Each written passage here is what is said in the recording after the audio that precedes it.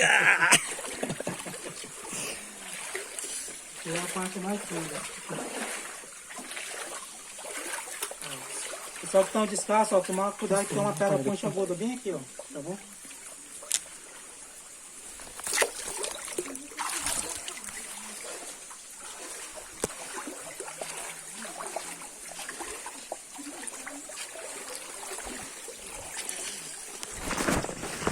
Ai, ai.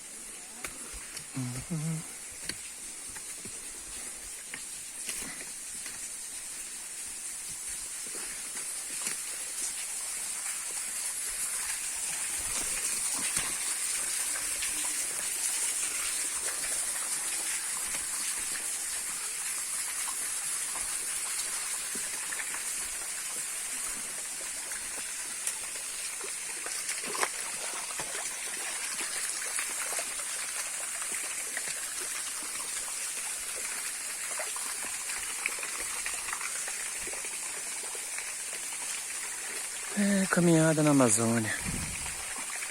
O que você tá achando, Yasmin, da caminhada na Amazônia? Obrigado pela resposta produtiva, atraente, agradável.